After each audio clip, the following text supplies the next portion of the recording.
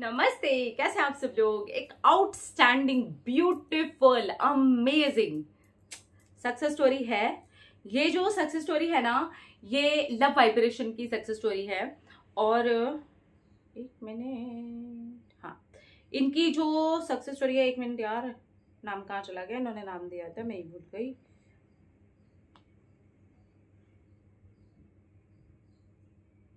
Shreya, I am so sorry, मैंने थोड़ा time लिया।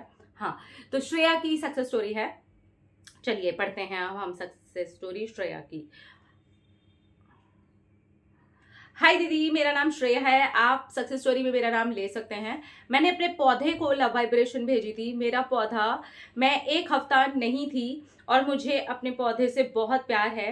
एक पौधे से नहीं, मैं ये कहूंगी कि मुझे पौधों से ही बहुत प्यार है। मैं बहुत ज़्यादा प्यार करती हूँ अपने पूरे गार्डन एरिया से। मैं अपने एक एक पौधे को बहुत दिल से लगाती हूँ। 1 हफ्ते के लिए मैं चली क्या गई, जिसको मैं सबसे ज़्यादा प्यार पहले करती थी, लेकिन बीच में बहुत सारे और पौधे आने की वजह से वो थोड़ा सा निगलेक्ट हो गया था। और मेरे जाने के बाद सारे पौधे तो सही थे, सिर्फ वो एक पौधा ही था जो सूख रहा था। और जब मैं वापस आई तो मेरी जान निकल गई उसको देख करके। वो पीछे की तरफ पड़ा हुआ था और मेरा ध्यान गया और मैंने सोचा इसको तो मैंने कई दिन से नहीं देखा है। लेकिन इतने सारे पौधों के बीच में ये एक पौधा ही है जो मुरझा गया है। और मैंने उसको अपने हाथों से उठाया, उस पौधे को गले से लगाया। वो बिल्कुल छोटे से गमले में, मेरा काफी पुराना पौधा है। मैंने उसको जैसे ही गले से लगाया, मेरा रोना निकल गया। और उसके साथ मैंने अपने पौधे को हाथ में लेकर के लव वाइब्रेशन करना शुरू किया। मैं बस बोलते ही चली जा रही थी और फील कर रही थी कि मैं उसको सॉरी बोल रही हूँ, मैं उसको थैंक यू बोल रही हूँ, और मैं फील कर रही हूँ कि ये मेरी सारी बातें सुन रहा है। उसके बाद मैंने उसको थोड़ा सा पानी दिया और उसको पीछे की जगह से उठा करके आगे रख दिया, क्योंकि बड़े बड़े बहुत सारे गमलों में वो पौधा मेरा पीछे की तरफ छुप गया था। और ये सबसे बड़ी गलती हुई थी, क्योंकि वो नाजुक सा पौधा था। और इसके साथ मैं जिनको अपनी हेल्प के लिए पानी डालने के लिए बोल के गई थी, उन्होंने सब में तो पानी डाल दिया, पर वो पीछे की तरफ रह गया। और पीछे 4-5 पौधे और थे जिनमें पानी ठीक से नहीं पड़ा था, लेकिन वो सूखे नहीं थे, क्योंकि मैं उनको बहुत टाइम से निगलेक्ट नहीं कर रही थी। मैं उनको बाहर निकाल करके चेक करती थी और हमेशा उनको प्यार करती थी। पर ये था बेचारा छोटा सा जो पीछे रह गया था। लेकिन जैसे ही मैंने उसको लव वाइब्रेशन दी, मैंने कुछ घंटों में ही फील किया कि अभी भी वो मुरझाया है, लेकिन वो हल्के हल्के स्माइल कर रहा है।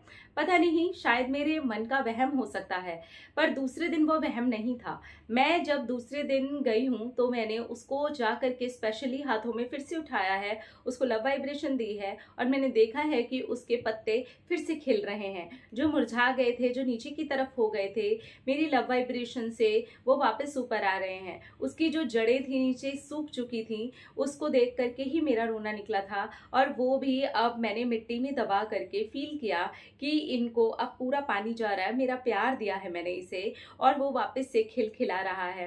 और आप यकीन नहीं मानोगे, 3 दिन के बाद तो उसमें एक छोटा सा फूल भी निकल करके आ गया। I am really very happy कि मैंने अपने पौधे को लव वाइब्रेशन दी।